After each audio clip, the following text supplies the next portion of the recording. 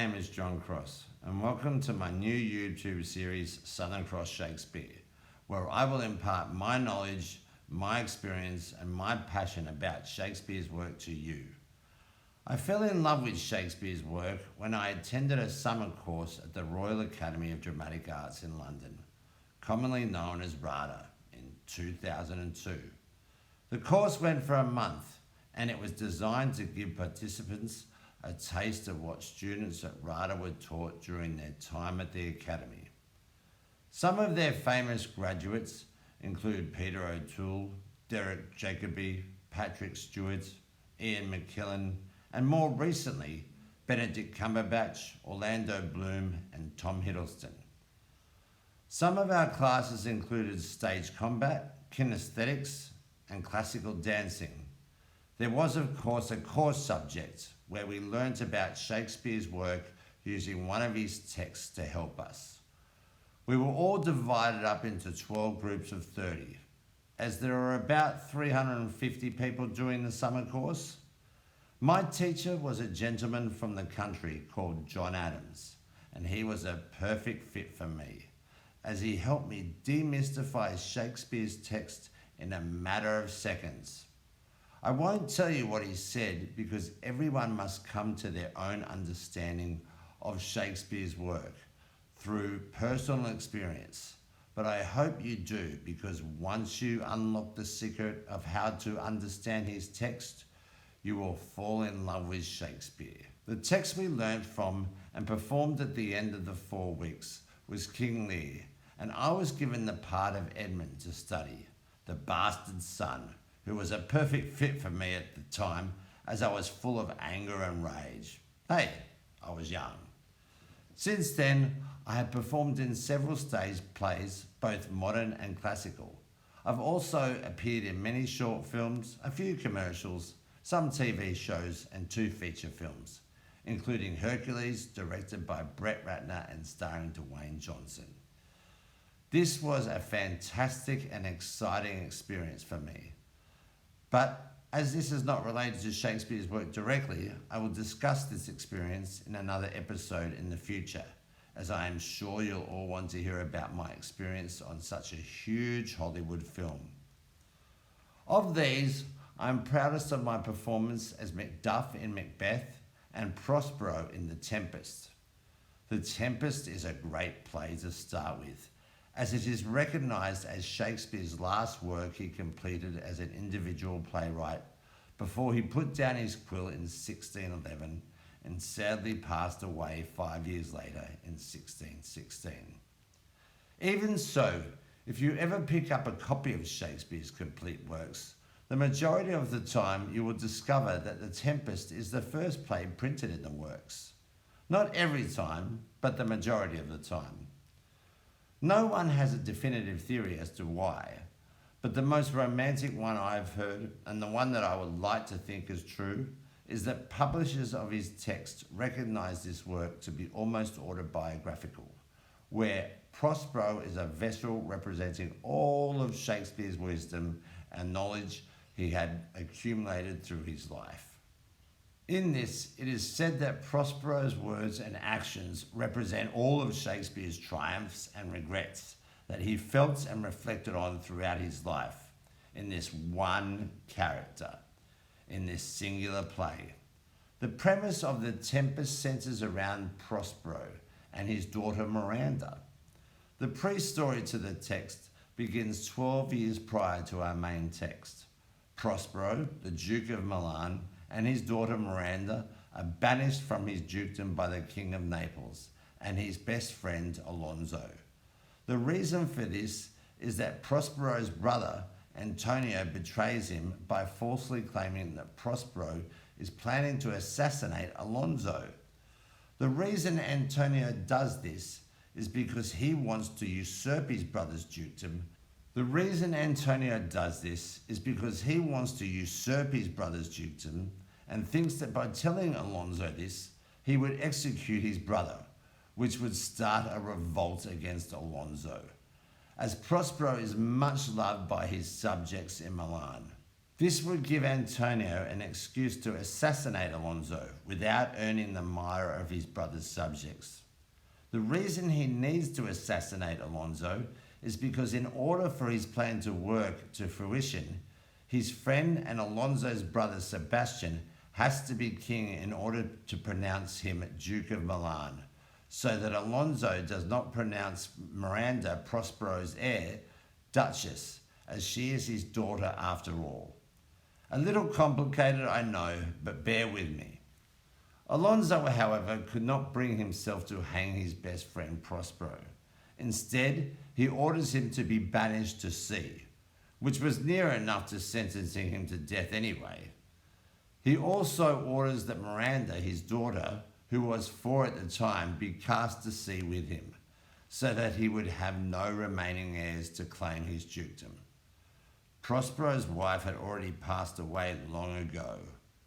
As a result, Alonso just gives Antonio the dukedom, much to the ire of both brothers, as Sebastian would not be king, and therefore Antonio could not rule Milan the way he wanted to rule it with an iron fist, as Alonso, who is kind and generous as a man, yet firm and steadfast as a ruler, would not allow this.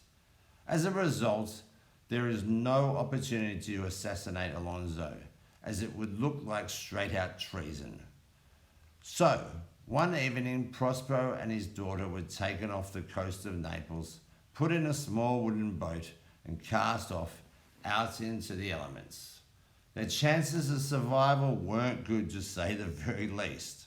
As luck would have it, though, instead of drowning to death in a wild storm or dying a slow and agonizing death due to starvation or dehydration, they stumbled across a deserted island after many weeks at sea.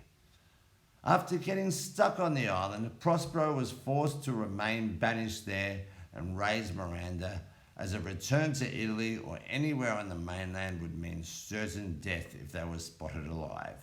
Luckily for them both, there was enough fresh water and food for them to survive on the island. They did get help from 2 powerful and mythical creatures that were stranded on the island with them: a fairy by the name of Ariel and a demon called Caliban. Prospero controlled these 2 creatures with powerful magic. Luckily, Prospero was a keen practitioner of the mystical arts, even before he was banished from Milan. One of the few items he took with him was the Book of Spells. With this book, he was able to bind Caliban, a savage and deformed beast, to him, in order to control him, as he was quite unruly. He did this for 2 reasons, one of which was that Caliban knew the ins and outs of the islands, such as where to find fresh water and where to hunt for good game. He also bound Caliban to himself to protect his daughter Miranda from any harm that Caliban might inflict upon her. Ariel, on the other hand, a fairy spirit, was not bound to Prospero in any malicious way. However, she was indebted to him, as Prospero freed her from the trunk of an oak where she had been ensnared for many years. She was put there by Caliban's mother Syraxax, a wicked witch who had enslaved Ariel maliciously through the use of magic to punish her for disobeying orders. Before Syraxax could free Ariel, however, she was executed by some sailors who passed by these shores years ago. The sailors' intentions were just. However, they did not know that Ariel was trapped on the island. Had they known, they would have somehow found a way to free Ariel themselves. Ariel is able to control the elements, which is great for Prospero.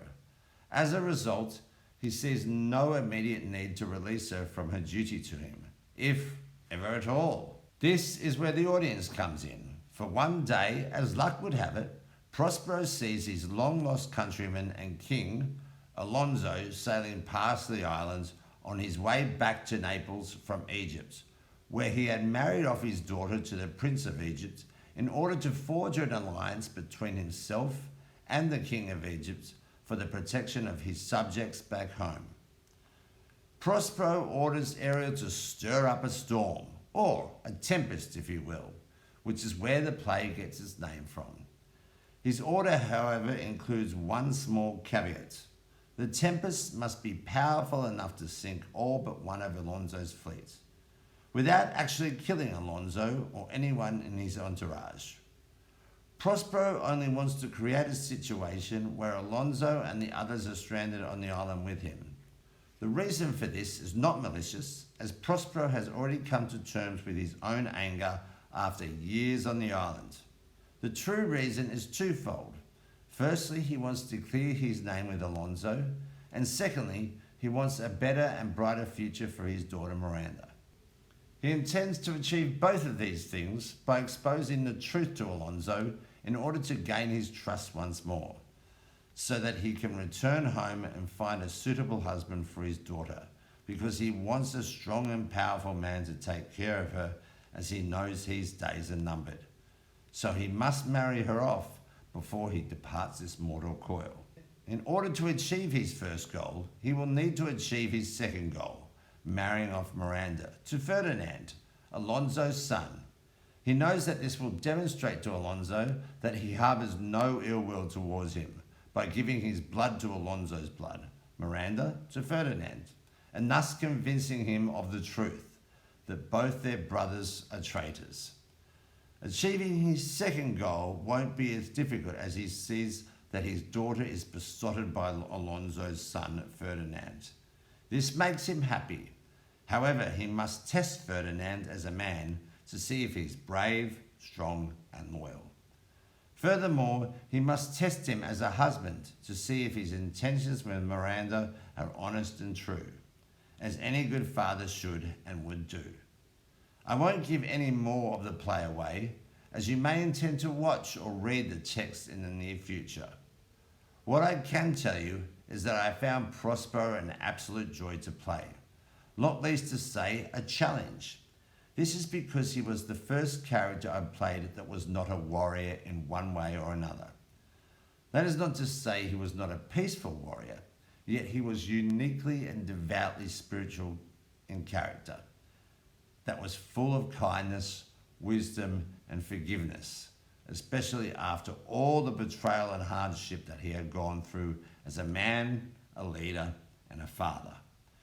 Prospero was also my first lead role, and he was a huge part of the play, with the second most amount of lines for a character in a single play of Shakespeare's work after Hamlet in Hamlet. Join me for the next episode, where I will discuss one of Shakespeare's greatest tragedies, Macbeth, where I played Macduff. Until then, remember, we are such stuff as dreams are made on, and our little life is rounded with a sleep.